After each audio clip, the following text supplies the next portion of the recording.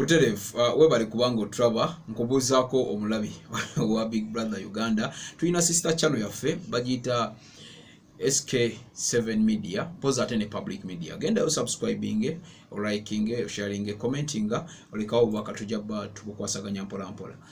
Full figure muwagizi wa NRM Lukulwe. Era nga naye tumujjukira nti yasooka kuwagira people power.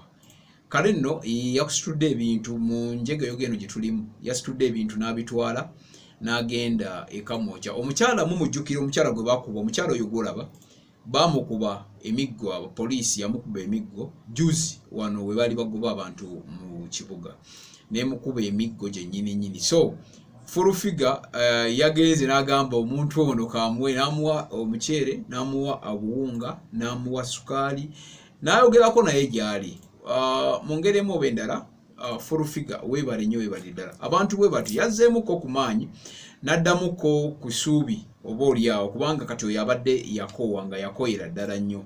Webali ddala n'abamuwerekedde mwenna mbeebaza. Full figure amanyikiddwa nnyo ng'omukyalo w'effujjo era oluusi atavaamuko bigambo biwoomu. Naye last time twalaba yali addiza omuliro Catherine Kusasira. Oluvannyuma lwa Catherine Kusasira okuta video ng'eraga nti babaliirire abaali bategese. President bwe yavaayo n'agamba it's a lockdown oba temuddamu kukola musooke mulindemuko mubeereko ewaka.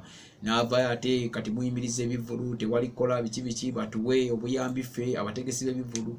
Full figure yasooka omwambalira n'ayambalira omukyala n'amugamba abayimbi mwefuge temuli bakitalo nnyo buli kimu nga bye bayogera akatambi mwakalaba akatambula ku social media ez'enjawulo. Naye nno yavuddeyo omukyalo oyo ennaku zino alina ebintu byakola kwegamba nga byewuunyisa. Yavuddeyo n'agenda n'adduukirira omukyala poliisi gwe yakuba Emiggo yamukubira ddala.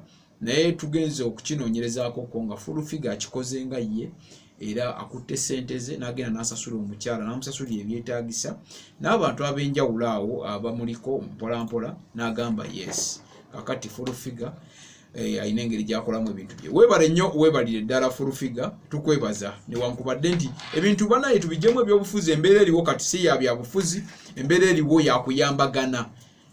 Tweyanzenge ge mawulire agaliwo. Weyongera subscribing, liking, sharing, oli mukwano gwaffe kubanga naffe tuli mikwano gyo kyova lwaki otwagala. Weebale nnyo weebale ddala.